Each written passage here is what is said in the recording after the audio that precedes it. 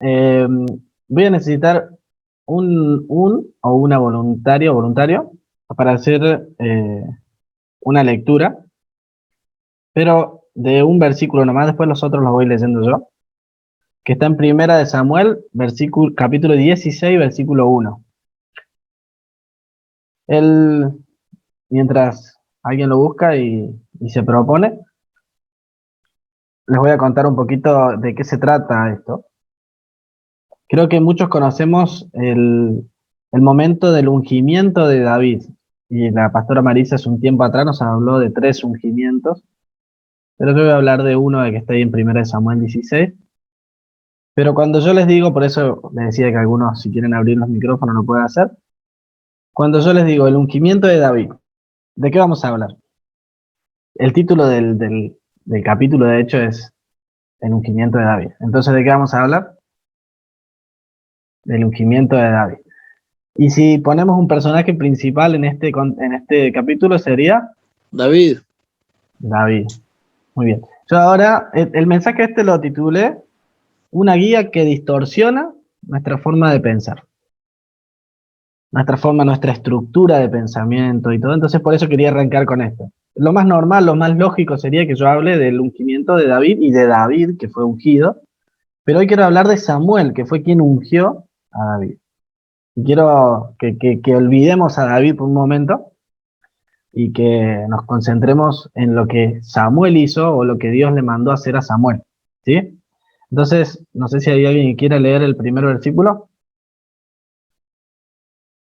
Primera de Samuel, capítulo 16, versículo 1 nada más. No se peleen, no hablen encima, porque si no... Oh, ahí lo leo, ahí lo leo. Lo estaba Ahí buscando tenés. porque había puesto otro. Bien, bien. Leo, Sí, sí. Dios le dijo a Samuel, ¿hasta cuándo vas a estar triste por Saúl? No lo he rechazado, así que ya no será rey. Mejor ve a Belén, donde vive Jesé, ya ha elegido a uno de sus hijos para que sea rey de Israel. Lleva aceite contigo y derramáselo en la cabeza como símbolo de mi elección. El uno solo. Sí, el 1 nomás. Bien, hay otras versiones que dice Isaí, los hijos de Isaí. Otras versiones le cambian el nombre. Pero bueno, hablamos de lo mismo. En el contexto de este, agregando un poquito más, eh, Samuel estaba triste, como dice otras versiones, dice estaba llorando, ya deja de llorar, no llores por este rey por Saúl, que yo te voy a proveer un rey. Y después, bueno, Samuel tiene que ir a donde está Isaí, después él le da un poquito de miedo porque dice si lo descubre, en el resto del capítulo dice si lo descubre Saúl podría matarlo. Eh, y entonces, bueno, arma toda una historia ahí de que va a hacer unos sacrificios, porque él tenía que hacer anualmente por distintas ciudades y iba a hacer sacrificio a Dios, a ofrecerle sacrificio a Jehová. Y entonces dice, bueno, se va con esa excusa y llega donde está Isaí. Bueno, después él elige, él tiene que elegir, llega y mira a uno de los hijos y cree que ese es el hijo. Le estoy resumiendo la historia como para que estén en contexto. Y después resulta ser de que no eran esos hijos, sino que David a quien debería ungir. Bueno, la hice cortita, una historia larga. Pero bueno, volviendo al primer versículo que dice, ya no llores, ¿hasta cuándo llorarás a Saúl o hasta cuándo estarás triste por Saúl, según la versión que leyó Gloria? Y quería desglosar algunos versículos de este capítulo. Y este principalmente habla de un poco de que Samuel se quería quedar con su pasado, quería tratar de solucionar ese inconveniente ahí de Saúl y estaba triste porque ¿por qué con Saúl no se da y por qué? Entonces esto es un poquito respuesta, ni siquiera tiene que ver con David, es un poquito respuesta a la tristeza que tenía Samuel, si lo vemos en este contexto así. Porque dice, ¿hasta cuándo llorarás? ¿Hasta cuándo estarás triste? Dios le está hablando a Samuel. Yo te he provisto un rey. Entonces le está dando una respuesta también a Samuel ahí, que no esté triste, que él va a tener un rey también, obviamente todo el pueblo, ¿no?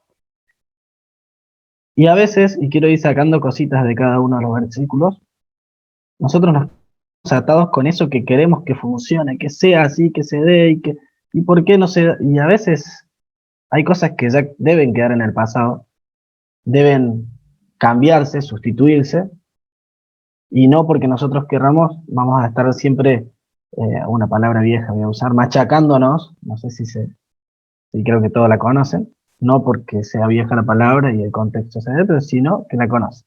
Bien, lo dejamos ahí. No, ¿por qué machacarnos tanto? Porque no es por ahí. ¿Vieron a los memes, a ustedes que son jóvenes, que entienden? También ahí me arreglo un poquito. ¿Vieron que dice, por ahí no es? Cuando, si fulano de tal te dice tal cosa, por ahí no es. Si te tratan de esta manera, por ahí no es. Bueno, Samuel, por ahí no es. Samuel, te voy a proveer un nuevo rey. Por ahí no es el lugar donde vos querés que Saúl sea. Quizás Samuel quería que Dios lo cambie a Saúl y que de alguna forma se dé. Pero Dios le dice, no, tranquilo, ya te he provisto un rey. Entonces, la otra cosita que le dice, llena tu cuerno de aceite, que es el instrumento que él usaba para bendecir a otros, llénalo de unción, que el aceite es para ungir, es la unción misma. Entonces un poquito habla de estar listo con su instrumento de servicio y poder ir a hacerlo, dejar el pasado y seguir adelante sirviendo. ¿Se entiende hasta ahí? Ahí está. Si no, digan, pueden hacer cuando no se entiende mucho lo hacen el onda onda. Bien.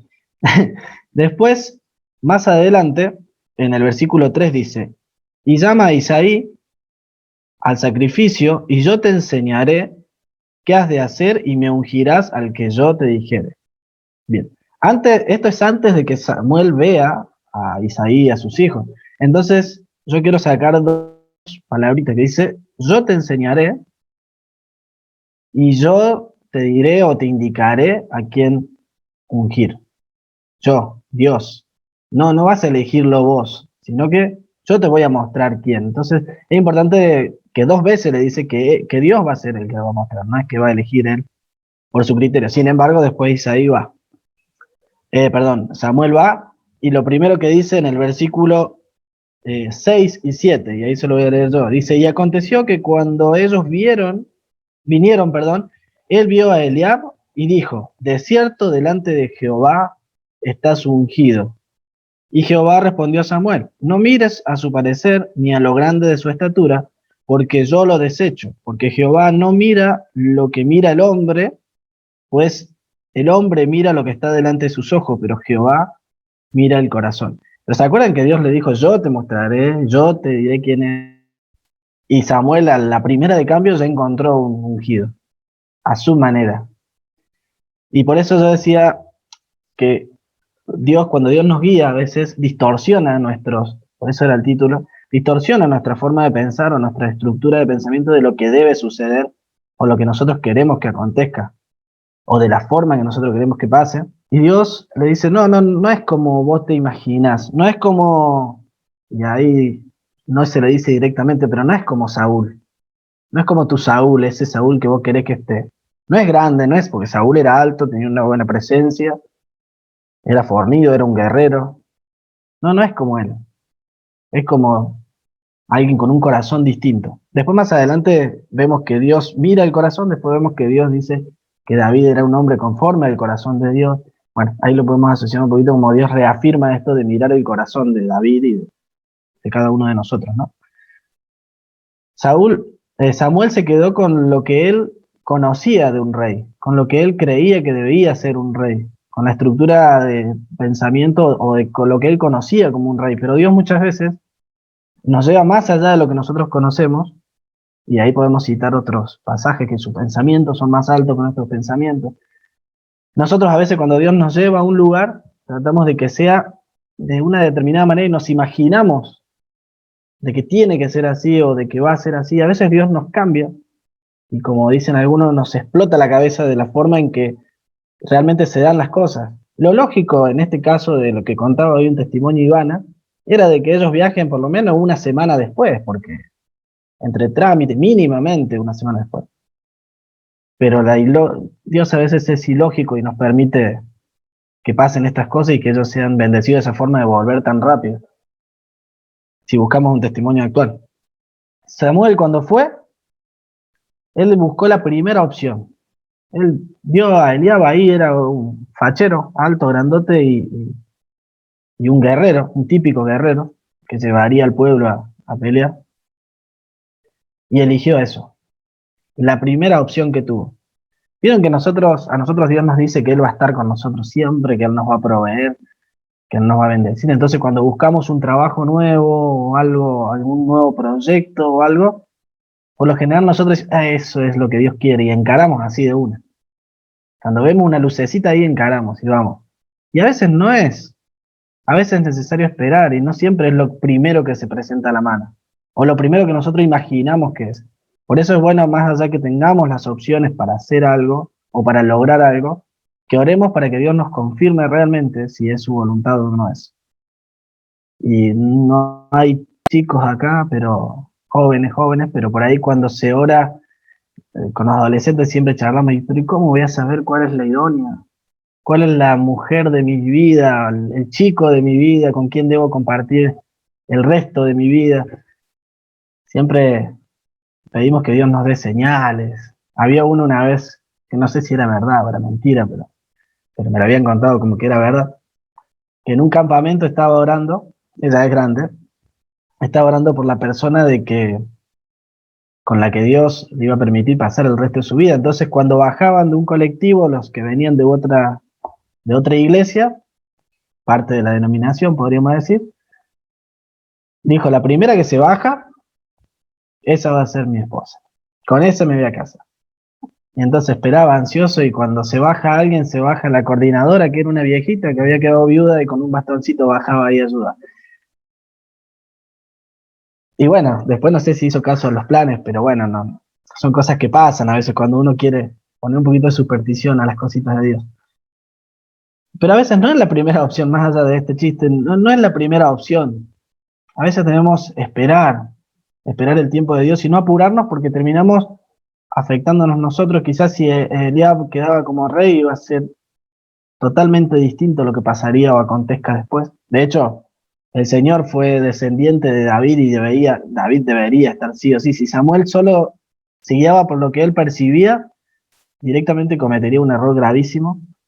Obviamente que Dios de alguna forma u otra haría que David fuera el rey, pero menos mal que Samuel decidió escuchar la voz de Dios que le dijo, por ahí no es. Después, el último punto, por así decirlo, quiero tocarlo con el versículo 11 del capítulo 16 de Primera de Samuel. Dice, entonces dijo Samuel a Isaí, ¿son estos todos tus hijos? Porque se habían pasado todos sus hijos y ninguno de ellos Dios le decía que era. Isaí le mostraba a todos los hijos que él quería que sea rey también. Ahí estamos hablando de la perspectiva que Isaí tenía de un rey también, porque David ni lo consideró, David ni lo invitó al evento, al encuentro con el profeta. Dice, y él respondió, queda aún el menor que apacienta las ovejas, y dijo Samuel a Isaí, envía por él, porque no nos sentaremos a la mesa hasta que él venga aquí. Cuando vieron que por ahí tenemos situaciones que nos pasan en la vida que por ahí decimos, pero ¿por qué me sale todo mal? ¿Por qué no me funciona esto? ¿Por qué no me sale de esta manera? Y a veces tenemos que revisar si hay algo que estamos haciendo mal nosotros. Y no simplemente querer ahí como cabeza dura entrar y que se dé de esa forma. Sino que a veces no está el David que debe estar ahí y por eso no salen las cosas. No estamos yendo por el camino correcto y por eso a veces no salen las cosas. Y no va a acontecer algo, no va a haber ungimiento, no va a haber bendición hasta que ese David esté presente. Hasta que esa decisión sea la correcta o el camino sea el correcto. Y como cierre, yo creo que, volviendo a lo que les decía al comienzo, de que a veces nosotros tenemos una estructura de rey o de pensamiento en que las cosas se deben dar de determinada manera, y Dios se le ocurre hacerlo de otra, como por ejemplo, para tirarle un ejemplo y cerrar, de Gedeón y los 300. Cuando Dios le dice, no, pero no quiero a todos estos, solo necesito 300 porque me voy a glorificar con estos 300. Los enemigos eran 132.000, es lo que más o menos coincide en la mayoría de los teólogos. Pero 300, pero es la forma en que Dios se va a glorificar, y es la forma en que Dios quiere que se den las cosas. A veces nos va a parecer ilógica, nos va a parecer que no tenga sentido, Pero Dios con esos 300, aunque nos parezca poco, aunque nos parezca insuficiente, nos da la victoria, y eso es lo que hizo con el pueblo, con su pueblo. Después hay alguien que me encanta, que me gusta mucho, que ya estoy cerrando como 3 veces, pero bueno, este sí es el último, que los tengo ahí provisorios los ejemplos, pero me gusta. Y alguien que siempre me acuerdo, y me acuerdo de un pastor, pero lo asocio a Caleb, lo asocio con una persona que conozco. Tenía 85 años. A los 40 años Dios le había prometido algo, y a los 85 años recién se le dio la oportunidad de ir y conquistar ese monte, ese lugar donde Dios le dijo a través de Moisés de que él iba a tener ese monte. Y entonces Caleb a los 85 años le dice, todavía tengo la fuerza que tenía a los 40. Ahora, con 45 años después, decime que voy y sé que quizás Jehová esté conmigo y me dé la posibilidad de liderar o dejar ese monte y poseer ese monte. Y por ahí también no solo es de que parezca imposible para otros, sino que uno mismo se pone esas barreras y no se da cuenta de que Dios puede seguir siendo fiel a pesar de que pasen los años, y pueden pasar 45 años y ahí recién se va a dar. A veces la guía de Dios no es solo para el momento de hoy, sino para que en un futuro nosotros tengamos la fe de que si no se da hoy, se puede dar después, se puede dar más adelante. Imagínense esperar 45 años como esperó Caleb, o como el pueblo para entrar a la tierra prometida. Pero igual ahí fue por un poquito de rebeldía, pero esperar tanto tiempo a veces nos cuesta, pero los planes de Dios no tienen que ver muchas veces con la forma en que nosotros esperamos que se den. Entonces lo que yo quería animarlos hoy es que si hay cosas que no se dan hoy, que podamos seguir con esa fe, con esa esperanza de que Dios en algún momento lo va a hacer, de que Dios en algún momento va a acomodar las cosas, pero que también tengamos la alerta de que si no estamos haciendo algo bien, quizás puede ser por eso que no se den las cosas. Quizás no esté ese David que deba estar.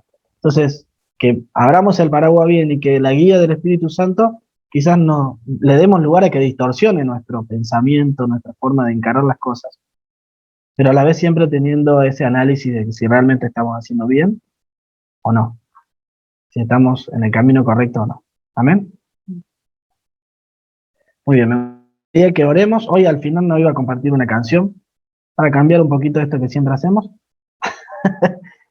pero quería que cada uno pueda, en su lugar donde está, pensar en esas cosas que por ahí no se dan, que están frenadas, que están estancadas, y que realmente descansemos en Dios, que no luchemos contra Dios por ahí. Muchas veces nosotros queremos ahí, no, pero Dios, ¿por qué no me das? Y a veces ni siquiera tiene que ver con el diablo, y terminamos reprendiendo y todo, y a veces tiene que ver con que no es el tiempo, que no es la forma en que se debe dar, y que le entreguemos eso a Dios para que realmente Él nos dé la paz y también la guía para cómo seguir avanzando en esas cosas. Amén. Señor, gracias porque podemos confiarte a ti nuestras situaciones diarias, Señor, nuestros momentos del día a día. Ayúdanos a dejar que tu guía sea la que esté en nosotros, que tu dirección esté, Señor, en nuestras vidas, que más allá de que a veces nosotros tenemos el anhelo de que sean de una determinada forma, sabemos de que si es en tu voluntad, por más que sea distinta, va a ser perfecta, ¿sí? Porque tu voluntad, Señor, es así, es perfecta para nuestras vidas. Te entregamos nuestras cargas, nuestras preocupaciones, te entregamos esas cosas que no salen, que no se dan, que están frustradas. Señor, te la entregamos a ti para que podamos ver tu mano, ver tu gloria manifestarse en esos problemas, en esos conflictos o en esos proyectos que tenemos que a veces están truncados. Danos la sensibilidad para darnos cuenta si están en tu voluntad o si simplemente son proyectos que están fuera de lo que vos querés. Ayúdanos a honrarte, a exaltarte con todo lo que hacemos, Señor, con todo lo que hagamos. Te rendimos cada una de esas situaciones, Señor. Te rendimos cada una de esos momentos, para que vos te glorifiques, para que vos seas exaltado, Señor. Ponemos en tus manos cada una de las peticiones que expresamos también al comienzo, entre las alabanzas, Señor. esas cosas que ahí nosotros quizás queremos que se den a nuestra manera, a nuestra forma, pero lo ponemos y lo confiamos a ti, te entregamos en oración a ti nuestros anhelos, nuestros agradecimientos, nuestras peticiones, porque sabemos de que tu voluntad es perfecta y por eso te confiamos todo lo que somos y todo lo que tenemos, Padre. Te pedimos tu bendición sobre nuestra familia, sobre nuestro hogar, sobre nuestros hijos, Señor, cada uno que tenga hijos, que pueda entregar a su hijo, Señor, para que cuando tomen decisiones sean las que estén conforme a tu voluntad, Padre. Señor, te agradezco por tu fidelidad hacia nuestra vida y por tu bendición en cada día que vivimos, Padre. En el nombre de Jesús, amén. Amén.